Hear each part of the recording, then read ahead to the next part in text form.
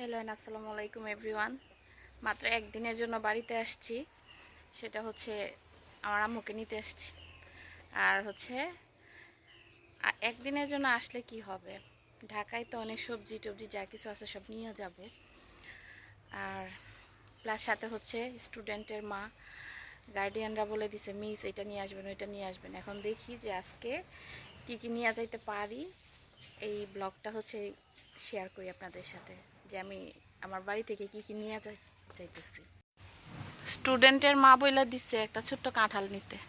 এটা বেশি বড় হয়ে যায় না কাকি? হ্যাঁ, এটা দেখাও যে তরকারি জানি না তো। আচ্ছা পারেন পারেন পারেন, ভালোই তো বড় হয়ে গেছে। এই যে এটা হচ্ছে আমাদের লেবু গাছ, যেটা হচ্ছে অনেক অনেক লেবু হয়ে আছে। এখন হচ্ছে ঢাকায় নেওয়ার জন্য আমি কিছু লেবু তুলবো। আচ্ছা আমি তাহলে আস্তে আস্তে যাই। লালটার মধ্যে টিপবে, মাথাটা উপরে তুলাই যাবো না।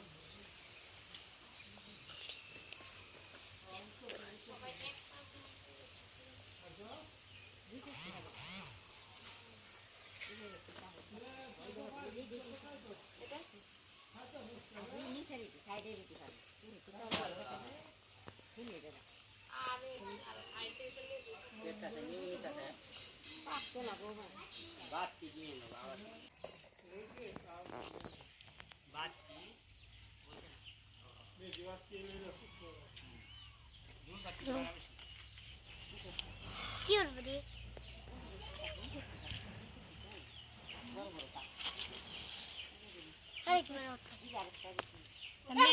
আরো অনেক লেবু ছিল, আর বাকি দি ওই যে উপরে না, ওইটা কি আমাদের কাছে, আমরা কাছে আর আশা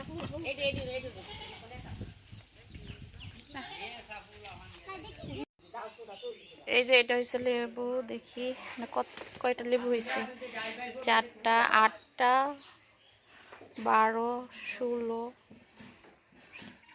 19। আগের বার যখন আসছিলাম ঈদের সময় তখন হচ্ছে ইয়া ছিল না, এত কচু শাক ছিল না, কিন্তু এবার বৃষ্টি হওয়াতে অনেক কচু শাক হয়েছে, কাটবো।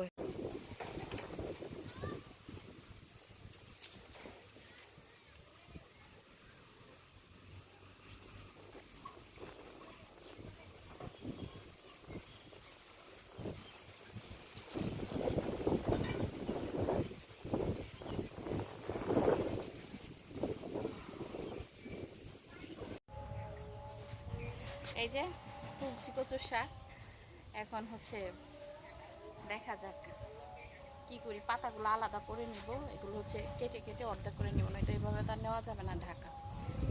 আমি বাড়িতে আসলে শুধু এইগুলা করতে ব্যস্ত থাকি।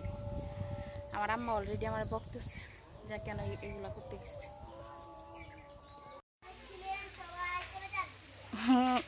গাছ থেকে আম পারে আমার ভাগ্নি। ওই দিকে গেছো কেন তুমি? এই যে চালের এদিক দিয়ে হাঁটো না, হাইটা পারো।